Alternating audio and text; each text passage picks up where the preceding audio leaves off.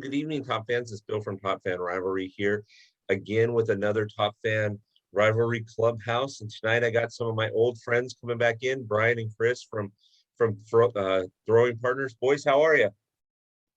Doing pretty good. Doing great. Good. So Brian, as you can remember, he's a Top Angel fan, and Chris is a Mariners fan. So we've got plenty to talk about in the AL West. We had Jordan on earlier this week. He's an Astros fan, so maybe at some point we'll get just a American League West thing going on here. But these boys have been gracious enough to join us tonight. And the question, let's start. Chris, let's start with you. The season ended. Braves are crowned champions. Did you see that happening, or was this something that came out of left field for you? If you asked me that at the All-Star break, I would probably say no. Okay. I thought at the beginning of the season, I thought it was the Phillies division to run with it. Kind of Atlanta would be that wild card team maybe. But at the All-Star break, I didn't think they would win the World Series, but they were definitely in a playoff kind of race there. And I would honestly say they were not who I expected in the playoffs. They weren't. They played gritty baseball. They got down to because they had, Charlie Morton went out in the playoffs. So it was like, okay, that's like your ace. He's gone. And then Soroka has been gone the whole season, basically. So it's like you're calling, Drew Smiley comes out of nowhere and actually pitches well for the first time in 3 years or something. So it's and they're doing this all without their MVP. Ronald Acuna is gone. Right. He was gone. So if anything, it kind of reminds me of how the Cubs won in 2016, just because of how cohesive they were. They all knew each other. They knew what they had to do, and they just played. I like it. Hey, did you see the stat about the 44? I did. The 44 weeks and the year of Hank Aaron and all that. I did. It's been everywhere on my news feed. If God's not a baseball fan, I don't know what he is, right? Come on. He takes a legend from him, but 44 wins, pre-All-Star, 44 after, win in the 44th week. I mean, that's just not coincidental. It's not. No. Okay, Brian, pick it up where we left off. Were you surprised with the Braves and how the season ended, or did you anticipate the Braves coming through? I didn't anticipate the Braves winning it all. I know a few years ago I picked them to win it all, so I was a few years off, but they surprised a lot of people. I wasn't really on board with the Phillies, like Chris said. I was more of a Mets guy, this is the Mets' chance. This is how they're going to take it. They're going to run the East. They got Lindor, they got DeGrom. They're good. Doesn't pan out because it's the Mets, and we always see how their season ends up.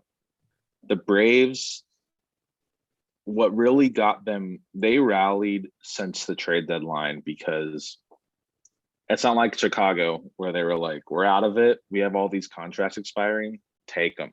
Fire sale. The Braves were just like, you know what? Why not? Let's get it a couple guys to fill in. They moneyballed it. They got a few guys to replace Acuna, and their pitching showed up. Max Fried was the best pitcher after the All-Star break in the second half of the season, and they rode that pitching and the offense to 88 wins to win the division in the last 2 days of the season. And yes, they just rode that momentum the entire way. They made the Brewers look bad. I know the Dodgers were a little banged up, but even when they did pull ahead, the Braves just didn't care.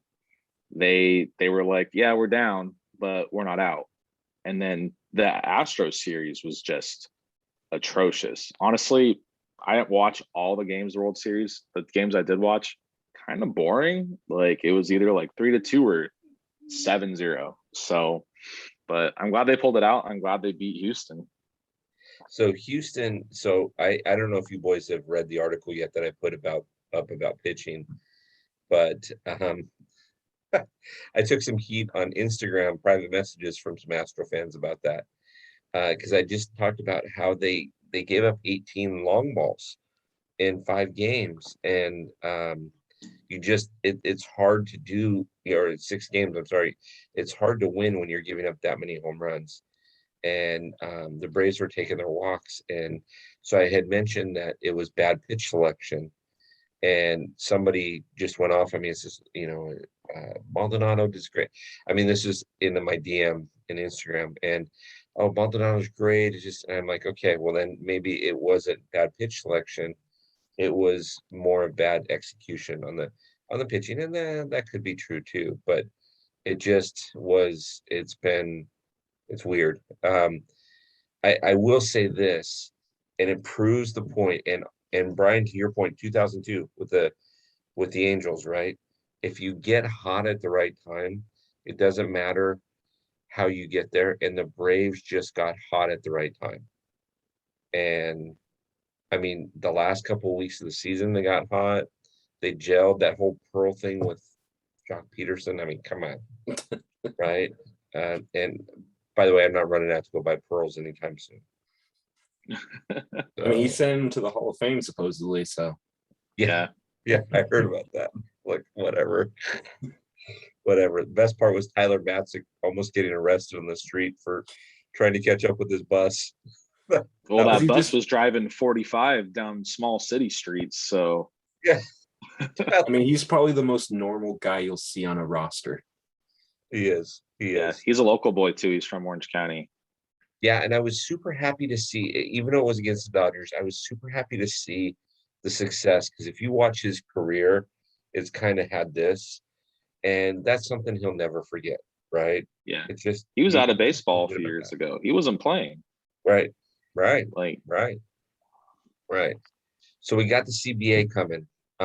That's up upon us. There's so much about that, and we'll deal with that on another Top Fan Clubhouse. But let's go with free agency. So tell me, Chris, you started out. So Brian, we'll go to you. So the Angels just signed 4, right? And I got into this big debate with somebody. I said, now you got a number 1 pitcher. They said, we already have a number 1 Shohei. And I'm like, all right, then you got a number 2, and so what do you guys need? What gaps do you need to close to make a serious run? Especially, rumor has it that Correa is going to end up in Detroit. So yeah, if that's the case, what do the Angels need? What are they missing? They've got a 1-2 punch now, but what are they missing? I think they need one more. I mean, not just one more pitcher, but they need one more frontline starter. I'm heavy favorite for Marcus Stroman. I think he'd be great in Anaheim. He's a great personality. He shows a lot of emotion on the mound, and he's a really good pitcher. I think he'd be great here. But honestly, like it's one more starter and maybe a couple bullpen pieces. I know Rafael Iglesias declined the qualifying offer today, which means he's a free agent, but he's also able to possibly negotiate a longer term contract with the Angels. I know he liked it there. I know he's probably seeking a Liam Hendricks, maybe not to that extent, but a 3-year deal. He wants a multi-year deal. He doesn't want a 1-year deal, which I don't blame him. He had a really good season. But they need a couple bullpen pieces. They need one more frontline starter. And honestly, I think they're set. They have a lot of depth. I don't think they're done. I think they're going to be trading some pieces. The middle infield, though, does scare me. I love David Fletcher. I think he can be placed at shortstop or second, but they need another guy. They need someone else in that lineup, because whether they keep Marsh or Adele, I don't know who's going to go or stay for trading wise, but Upton's not going to be that guy anymore. Mm-hmm. He's not healthy. He doesn't even, I mean, I don't want to like put it out there, but he doesn't seem like he cares, but just sometimes it's like, man, like what's wrong? Like he has his decline like hit pretty quick, and he was 2 years removed from a great season. So I think he's just been battling some injuries, but I don't think he's a guy anymore that you can rely on behind Trout, Rendon, Shohei. Like they need to solidify that middle infield more, either with the shortstop or even some outfield depth or even another catcher. Stassi's good, but he's always hot and cold. They might need another guy behind the plate, and I don't think they have the guys in the farm system to do it. Okay, I like that. I like your 1-2 punch. You've got enough offense, and baseball's a weird game like this. So if it gels, the Angels are there, right? I mean, if everybody's hitting on all cylinders, you got a little bit of speed, you definitely got some pop, right? And now you got a good 1-2 punch if both of them can stay healthy on the mound. But your bullpen, like you say, and I don't know where this is coming, boys, and it drives me. I hate bullpen games, first of all, as like just throwing out a starter, or a spot guy or whatever. But nowadays pitchers aren't going past the sixth inning. So you need some hold patterns. So I agree with you on there. So if we go up the road to the Pacific Northwest, Chris, what do the Mariners need? Honestly, if you look back at it, I mean, of course, after a 90-win season and like the first time and like before even Robinson Cano came there. It was 03. Yeah, it was a long time ago. So, and they did it with a low budget. So, and now they're willing to spend money. They don't need bullpen. Their bullpen was one of the top bullpens in the MLB. So they're great there. And they're getting Ken Giles back. So they'll have him as the closer, hopefully. They do need some starting pitching really bad. It's the inexperience that they have besides Marco Gonzalez. They need, and then Kikuchi's gone, but he was kind of like, second half fell apart. And so definitely need a guy that can eat innings. It doesn't matter if it's like a 3.5 ERA to a 4.5. As long as he's pitching like 200 innings, that's solid. Because there was a statistic going around for any Mariners starting pitcher that started 6 innings or more. They only had 2 losses the whole season. Wow. So it's like, It's insane. So, and then you're giving it to one of the best bullpens in the 7th, 8th, or 9th. You're doing just fine. They also need catching really bad. I know they brought up Cal Raleigh, who was one of the top prospects they had. But Tom Murphy wasn't doing anything. And Luis Torrens is more of a DH guy now. So they need catching. Third base is now a hole because Kyle Seager's gone. They're looking to fill options for that. What happened with Kyle Seager? I didn't see. Oh, that was his last year of his contract, and they declined his option. Yeah, they said they're not picking it up. Yeah. So are they negotiating with him, or is it just peace out, Kyle? They gave him we were there for the last 2 games. They gave a huge farewell, like huge. So yeah, it's more of like, thank you for everything, but you can go do whatever you want. So play first base for Anaheim. Yeah. So Ty France. I know. Ty France is now playing first base, and they don't want to bring Evan White up. So, and then Kyle Lewis didn't even play last year. He played like 6 games, and so there is rumor that he's trade bait. Yeah. So, Chris, the one thing that I think, and this is weird, you'll probably agree with me, but the one thing I think that you guys have in your corner is you don't have the media circling around you saying, that Seattle should win this season. And like they're kind of giving the Angels a hard time because Trout's getting older. They're not, you got Trout and Shohei, yada, yada, yada. And all that, history with the Houston Astros, and even the A's, like you guys just kind of fly under the radar. So if you guys can get 90, 95 games, sorry, Brian, but they may be able to take the West, right? And it's conceivable the way the schedules are, beat up on your own division and just play 500 ball for the rest of the season. Just beat the crap out of your own division. That's all you got to do. I do want to add though to what you were saying, and then also to kind of Brian's Angels. So if you look at the Mariners, the clubhouse, they mesh so well because it's so much young guys, and then they had Kyle Seager, who's a great veteran to have in the clubhouse. They have all that. And if you look at the Angels, no offense, Brian, okay? It's okay. Here it goes. There's no fun. There's not a fun guy besides Mike Trout. There's not a fun guy. Shohei's cool to watch every now and then, but there's not that JP Crawford where he gets everybody hype kind of thing, And going back to if the Angels sign Marcus Stroman, that's somebody they definitely need, because then he's going to make everybody else in that locker room competitive. Yeah, they have that guy. He just hasn't played a ton. His name's Joe Adele. Hopefully he stays. but he's got a really good attitude. He's always pumped. He shows a lot of emotion. And they had that guy too last year with Dexter Fowler. He kind of brought that clubhouse and that dugout like more energized, but he went down with that ACL tear. And it just that's where kind of the momentum just stopped because they got off to a pretty hot start. Just injuries, but I think they have a guy, and I think it's steering in the right direction. The GM even mentioned getting guys that show emotion.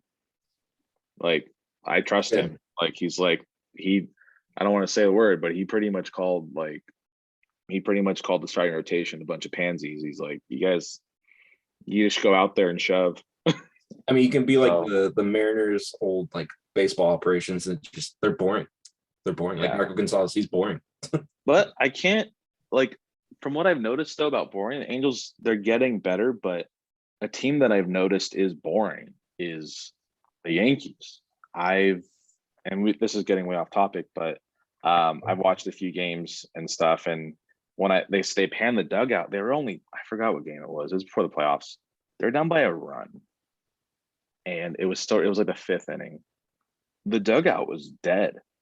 Yep. They were just kind of on the rail, even guys like Brett Gardner, leaders, Aaron Judge, they weren't doing anything. Yeah. And then they tied the game in that very inning, and everyone's pumped up. And it's like, why wasn't this?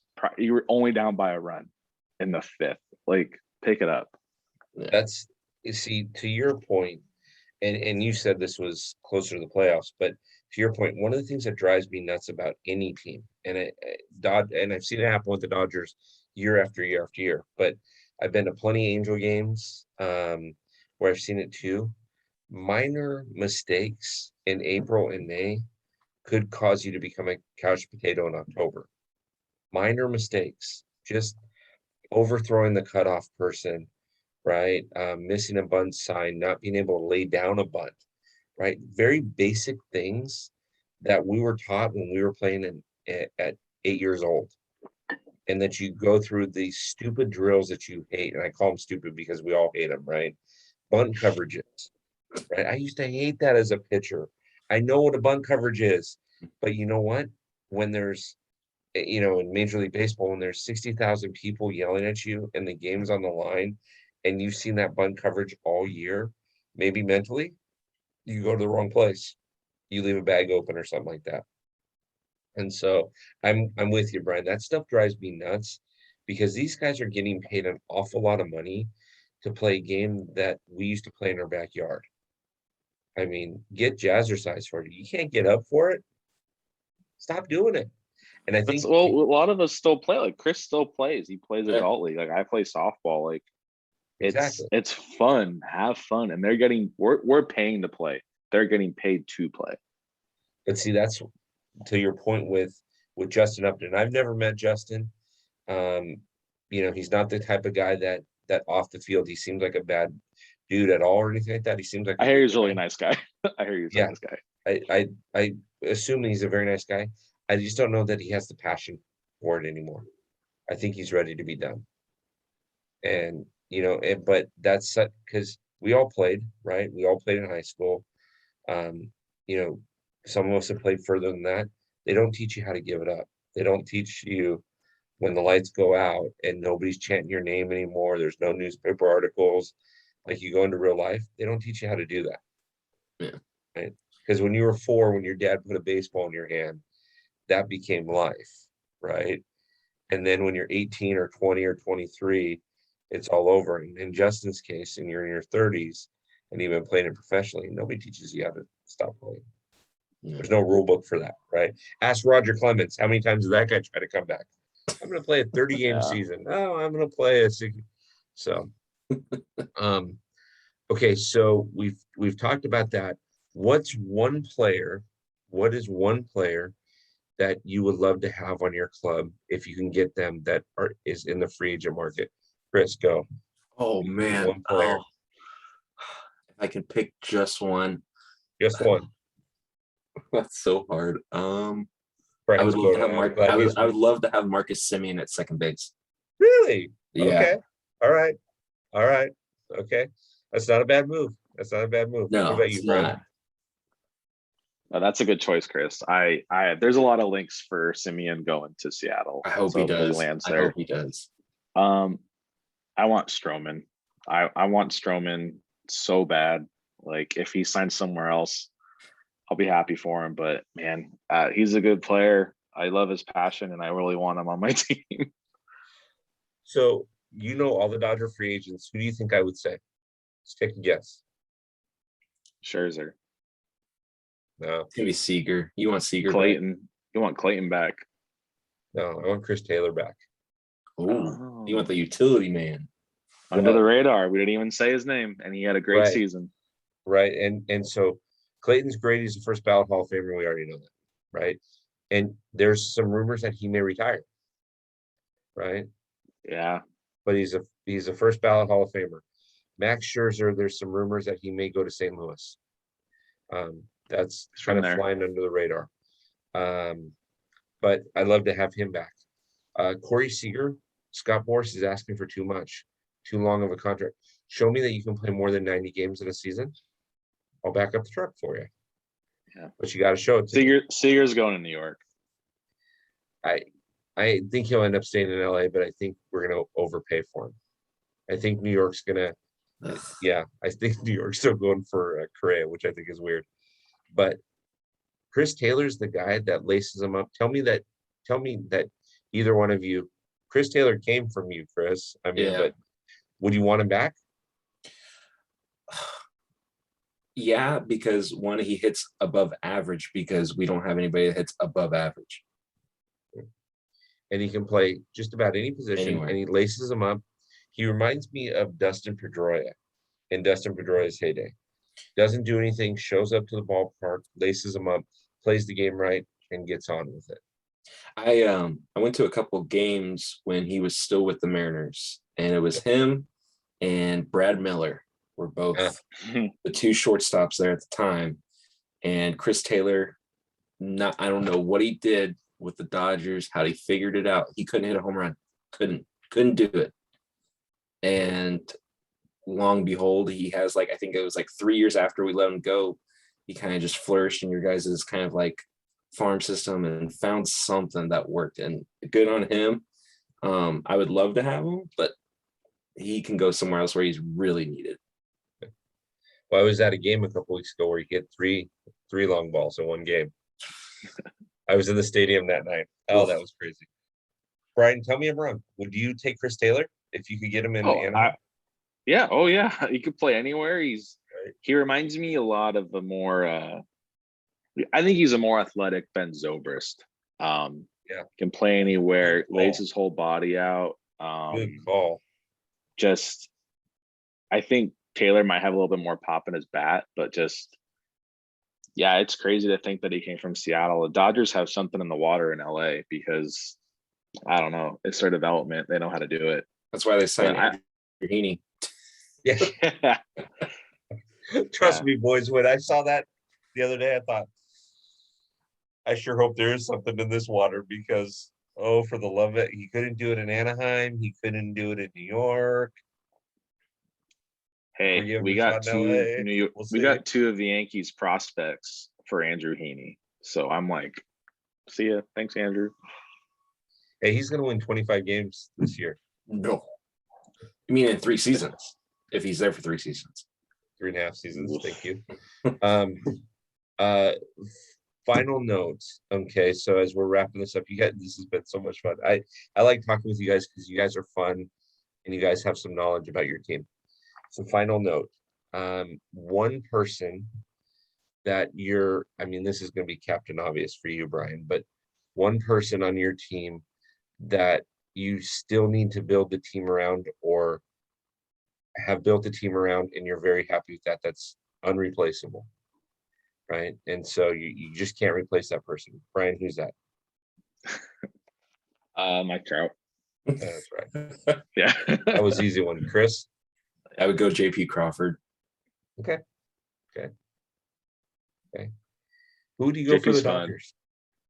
Who for the Dodgers? It would have to be Gavin Lux. Mm-hmm. No, not Cody. It wouldn't be Cody. No.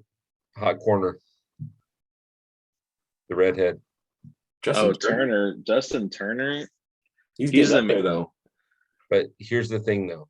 He's still He's under the heart. contract for 2 more years, and he's the leader of that team. Yeah. And you got to build around that to get the attitudes to keep the Gavin Luxes going, right? Because Gavin Lux is, yes, he's the future of the franchise, but if you don't have a leader like Greg Maddux was for the Cubs when, in his second go around, and he was for the Dodgers, if you don't have that leader, what do you have, right? Yeah.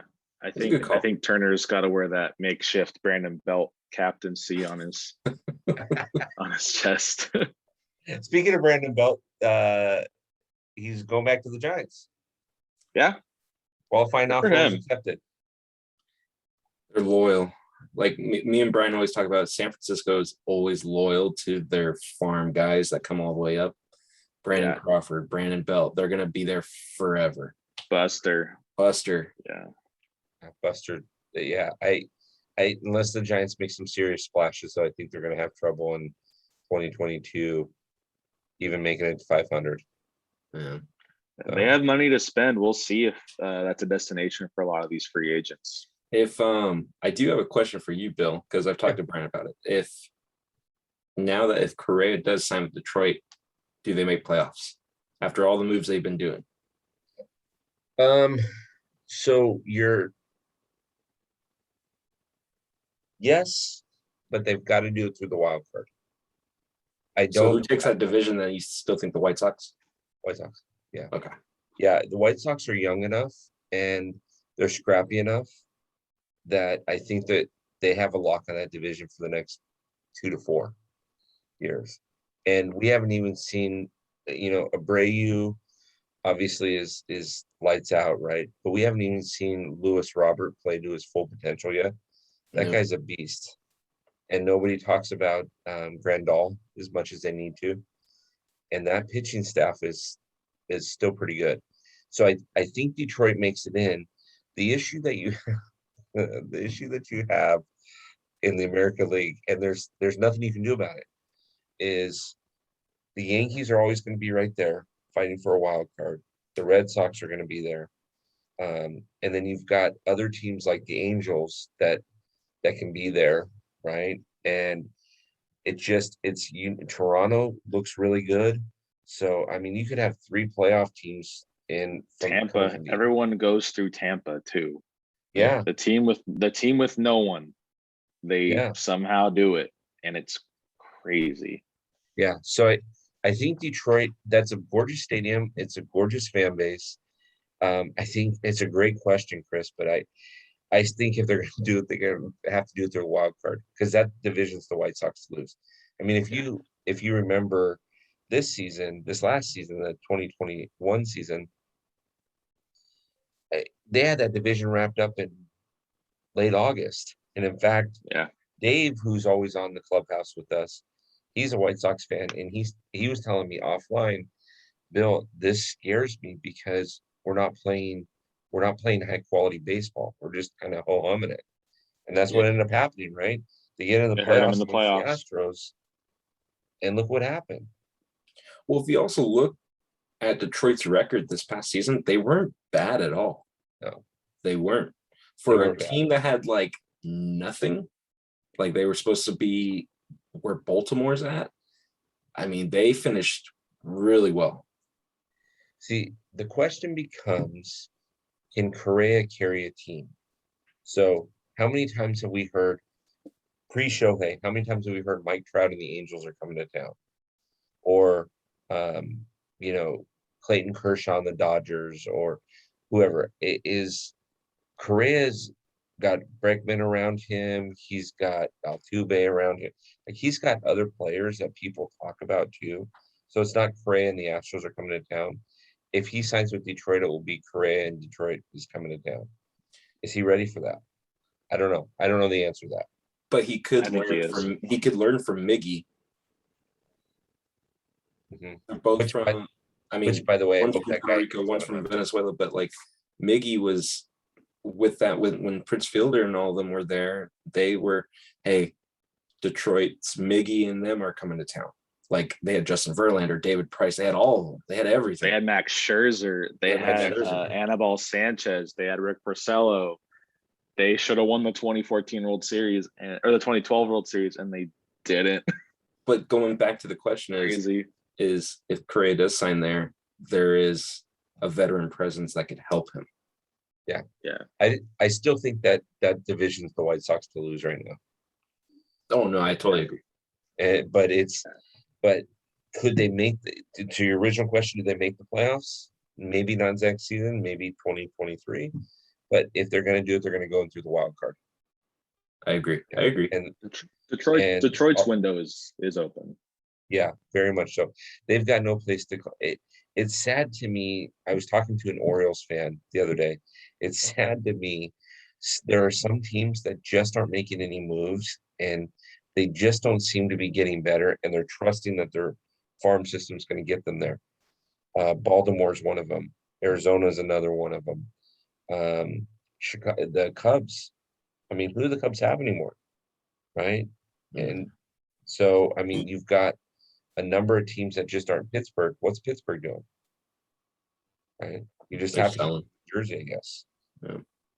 So, boys, this has been fun. So Top Fans, so that you know, Brian and Chris run a podcast. Tell me about the podcast. Well, we're going to be honest with you. We haven't done one in a long time. We haven't done one in a long time. But the episodes are up there. It's called Throwing Partners. It's basically we don't just cover baseball, we cover everything that we can. It's almost like a mini sports center. That's basically what it is. Awesome. Well, go get it. Go find it. Top Fans. It's out there. I'm sure these guys will get back on the stick, but it's out there for you guys to listen to. These guys are great guys. I've had a chance to talk to them off camera, and these guys are great. So Brian, Chris, thanks for joining me in the Clubhouse. Come back, please. We'll have you back, but come back. Yeah. Yes, sir. Thank you for having us. Yeah, thank you. We appreciate it. It's always fun being on here. So absolutely. All right, boys. Well, we appreciate you coming on. Top Fans, like this, subscribe. You know the routine, right? Make comments. We can make fun of us. I mean, Brian's not even wearing a hat tonight. I don't know, but make fun of him. Oh, Chris, you missed it last time I wore the Mariners hat, and I got a lot of crap for it. Can't help you there. Awesome. I don't know what it is then. Awesome. Well, thanks for coming on tonight, boys. We appreciate it. Thank you.